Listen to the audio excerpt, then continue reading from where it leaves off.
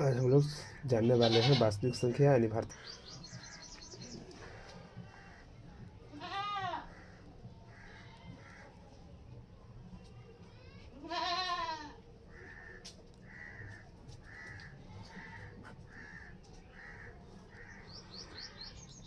आज हम लोग जानने वाले हैं वास्तविक संख्या यानी भारतीय विवरण मैथ के फर्स्ट चैप्टर जो होता है वास्तविक संख्या, उसका सभी सूत्र है तो ज़्यादा नहीं।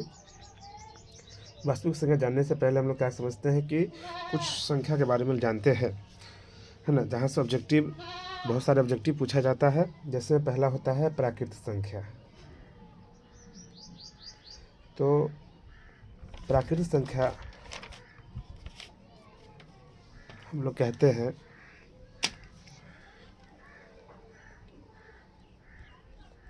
गिनती के संख्या को, गिनती के संख्या को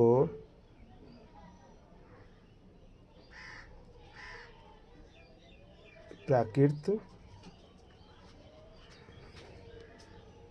संख्या कहते हैं। जैसे में गिनती का एक से 1 2 3 4 5 dot dot dot dot dot dot अनगिनत। अगर यही पूछा जाए कि सबसे छोटी, अगर ऑब्जेक्टिव पूछा जाए कि सबसे छोटी प्राकृत संख्या क्या होती है, तो हम लोग बोलेंगे कि सबसे छोटी, आप गिनती में देख लीजिए सबसे छोटी हम लोग क्या लिखा, 1। तो सबसे छोटी प्राकृत संख्या जो होता है वो 1 होता है। सबसे छोटी प्राकृत संख्या क्या होता है, 1। यही अगर पूछ दे कि सबसे बड़ी, तो हम लोग बोलेंगे सर बड़ी संख्या जो होती है वह अनगिनत होती है, सॉरी अनंत होती है।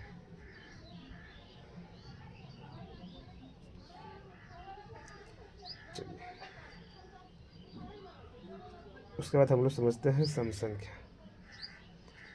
सम संख्या हम लोग जानते होंगे, जिस संख्या में 2 से पूरा पूरा भाग लगता हो, जिस संख्या में 2 से पूरा पूरा भाग लगता हो उसे सम संख्या कहते हैं। जैसे में 2 4 6 8 10 डॉट डॉट डॉट डॉट। यही पूछा जाए कि सबसे छोटी सम संख्या, तो हम लोग बोलेंगे सबसे छोटी में बोल देंगे 2, सबसे बड़ी तो अनंत। तीसरा विषम संख्या।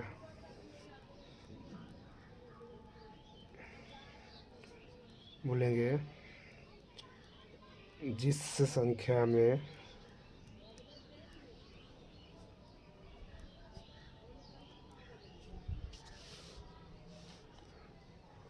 2 से पूरा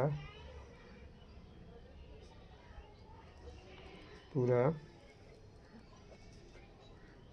भाग नहीं लगता हो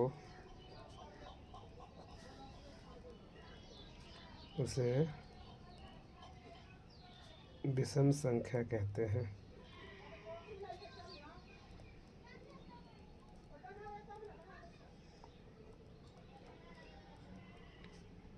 जैसे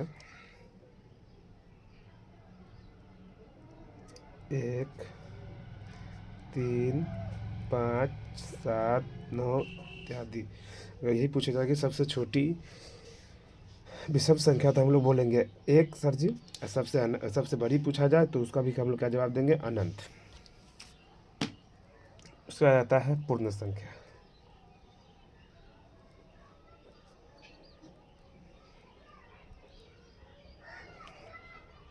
तो हम लोग बोलेंगे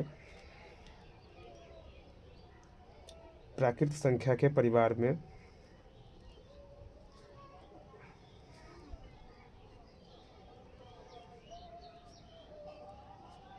शून्य मिलाने से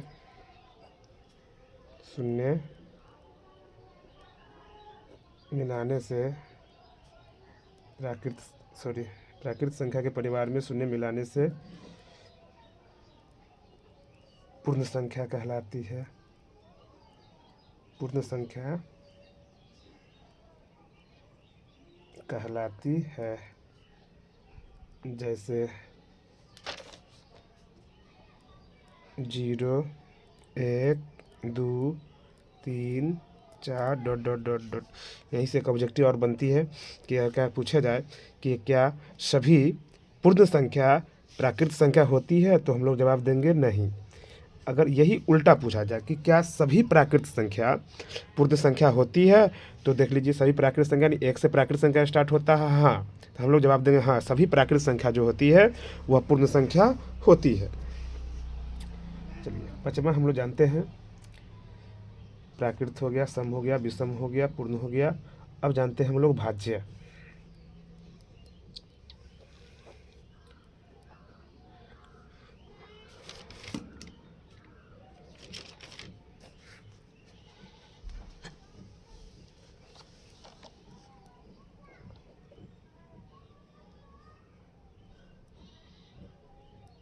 तो बोलेंगे जिस संख्या में स्वयं अथवा एक को छोड़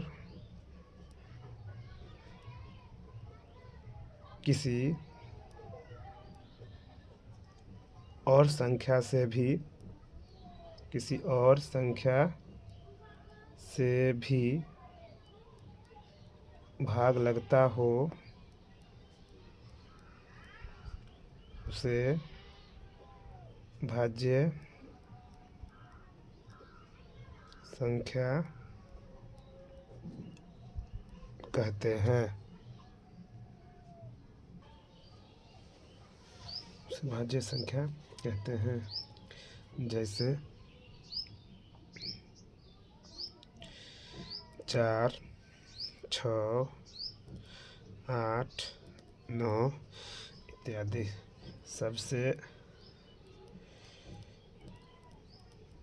सबसे छोटी भाज्य संख्या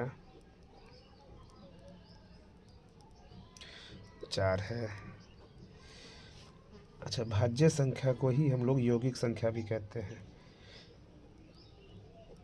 भाज्य संख्या ही क्या कहलाती है?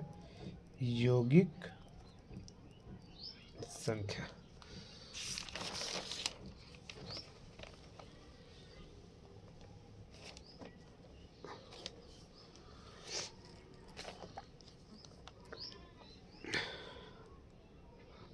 हम जानने वाले हैं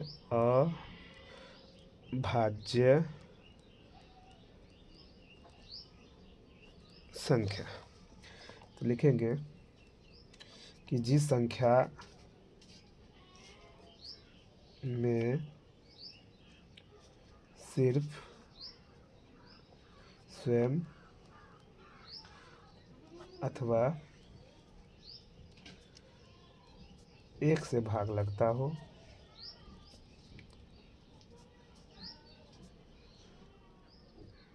अन्यथा किसी संख्या से नहीं। या ऐसा भी हम लोग कह सकते हैं कि जिस संख्या का सिर्फ और सिर्फ 2 ही गुणनखंड हो, उसे हम लोग क्या बोलते हैं? अभाज्य संख्या। यानी कहने का मतलब सिर्फ 1 से भाग लगता हो और स्वयं से भाग लगता हो, किसी और संख्या से भाग नहीं लगता। एग्जाम्पल हमने बोला 2, एक नहीं हो सकता, क्योंकि एक नहीं तो भाज्य संख्या होता है और नहीं अभाज्य संख्या, क्योंकि एक में सिर्फ और सिर्फ एक से भाग लगेगा तो फिर स्वयं से नहीं लगता, फिर स्वयं से नहीं लगता है तो एक से लगता है। यानी कहने का मतलब 2 से स्टार्ट होगा, 3, 5, 7, 9 नहीं हो सकता, 11। अगर से पूछा जाए कि सबसे छोटी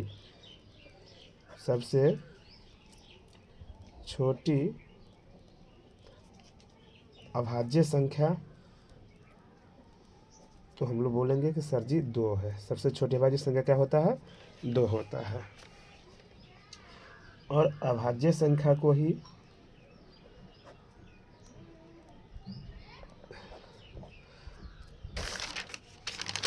ये छठा, अभाज्य संख्या को ही हम लोग क्या बोलते हैं? रूट भी कहते हैं।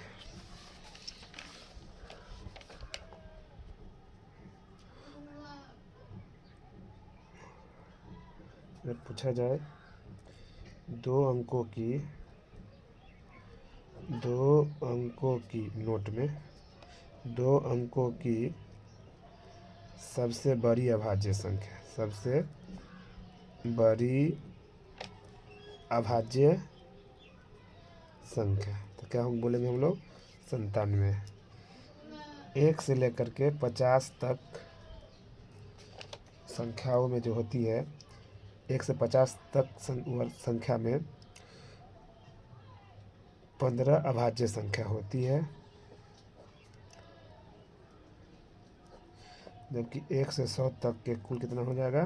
बीच में 25 गो अभाज्य संख्या होता है।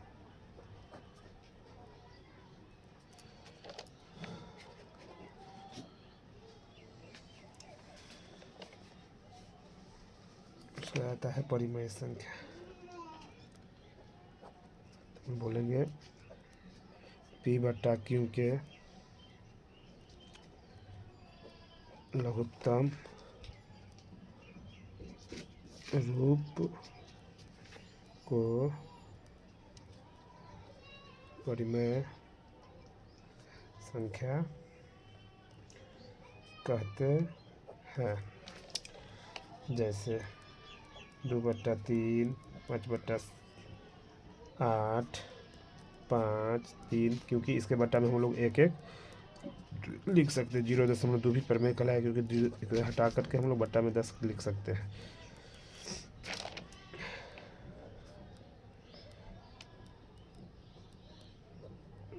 अपरिमेय संख्या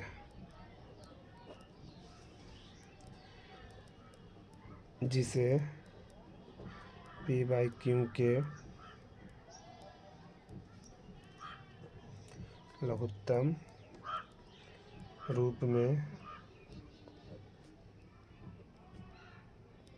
नहीं लिखा जाता हो,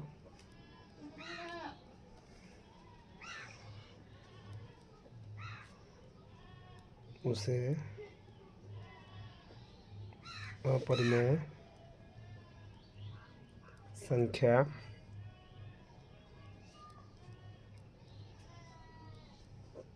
कहते हैं।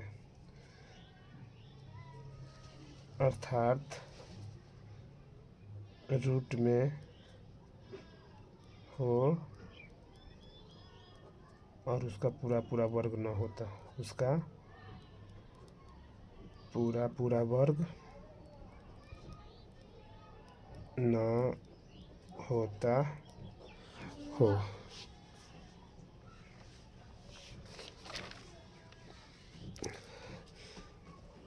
जैसे √5, √12, √10, कोई संख्या को रिपीट कर दीजिए। यही अगर रूट हम लोग 16 बोलेंगे तो ये परिमेय कहलाएगा, क्योंकि इसका 4 बाहर निकल जाता है।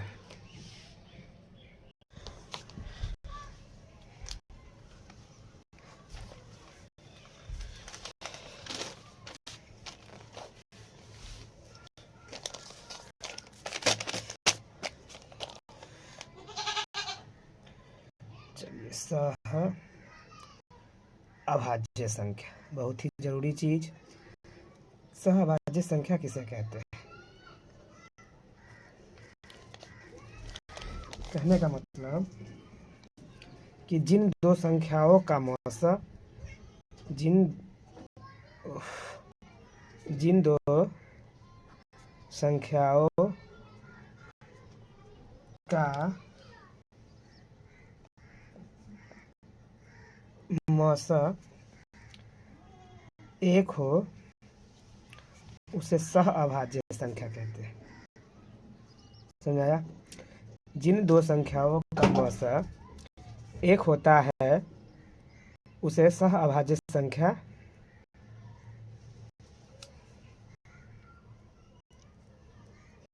कहते हैं। जैसे हमने लिखा 2 और 3 का अगर मौसा निकालेंगे तो 1 होगा, ये सह अभाज्य कहलाएगा। 5 और 6 का मौसा कितना हो जाएगा? होगा। यही 9 और 16 का भी अगर हम लोग मौसा निकालते हैं तो 1 होता है, इसलिए क्या कहलाएगा? यह सह अभाज्य संख्या कहते हैं। नोट: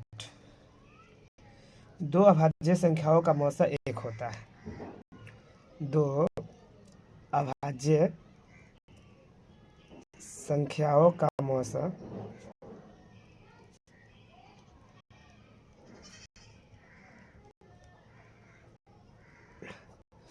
1 होता है। अब आते हैं हम लोग वास्तविक संख्या कहते हैं किसको है? तो कहेंगे सर जी, परिमेय और अपरिमेय संख्या के परिमेय और अपरिमेय संख्याओं के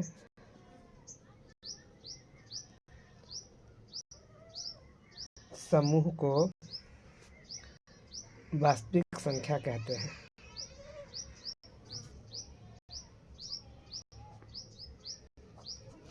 परिमेय और अपरिमेय संख्या के समूह को वास्तविक संख्या कहते हैं। जैसे में √3, 5, √5, 10 etc।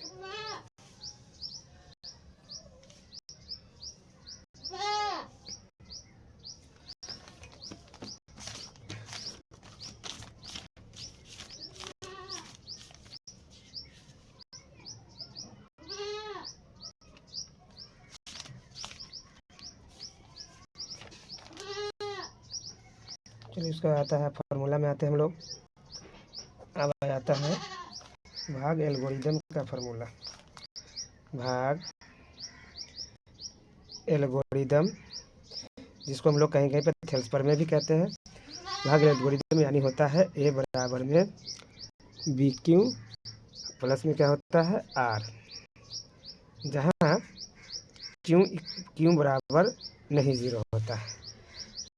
हिंदी में अगर चलते हैं तो बचपन में हम लोग सीखे होंगे, भाज्य बराबर क्या होता है? भाजक गुने भागफल और प्लस में क्या होता है? शेष।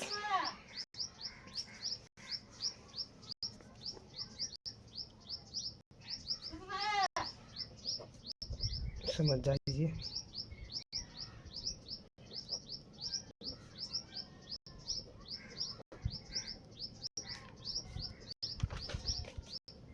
क य ल ऐसा का मतलब होता है भाजक, यह मतलब जगह लास्ट में यह आता है तो भाज्य के लास्ट में, और ल के लास्ट में आता है तो भागफल के लास्ट में।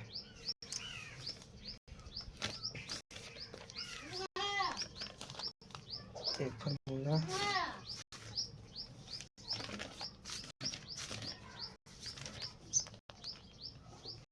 उसके बाद होता है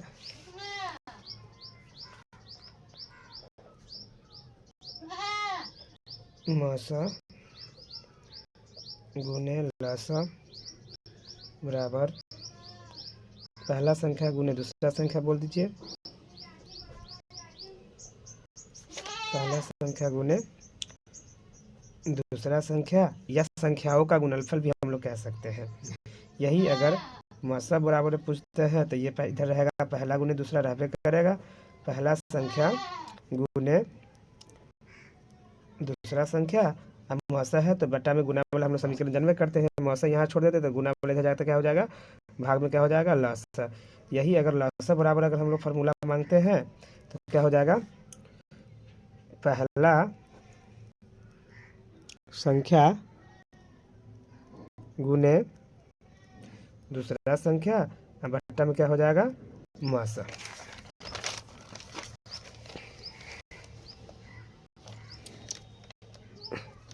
फिर अगर पहला संख्या अगर हम लोग मांगते हैं तो हो जाएगा मासा गुने लासा, बट्टे में दूसरा संख्या। अगर दूसरा संख्या बराबर फॉर्मूला पूछे तो कहेंगे सर जी मासा गुने लासा बट्टे में पहला संख्या। चलिए उसके आता है शांत अशांत। तो शांत अशांत शांत दशमलव हम लोग किसको कहते हैं, तो कहेंगे जब नीचे वाला से ऊपर को भाग दिया जाता है, भाग दिया जाए और दशमलव के बाद पूरा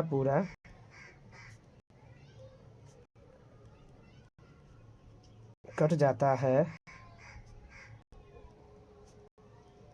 तो उसे शांत दशमलव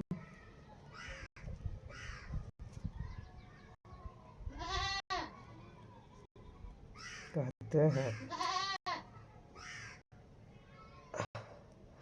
अर्थात ये शांत के लिए ये फार्मूला भी होता है, क्या होता है, P/2 पर पावर n गुने 5 पर पावर n। यानी कहने का मतलब कि अगर नीचे वाला को गुणनखंड करने के बाद या तो सिर्फ 2 रहे या सिर्फ 5 रहे या 2 गुने 5 रहता है तो उसको हम लोग क्या बोलते हैं, वो शांत दशमलव। यदि 2 और 5 के छोड़कर कोई और संख्या आता है तो उसको हम लोग क्या बोलेंगे कि सर जी यह शांत नहीं है, यह अशांत दशमलव है। इस चैप्टर में बस इतना ही फार्मूला था। इससे आगे हम लोग बहुपद की जानकारी अगले क्लास में लेते हैं।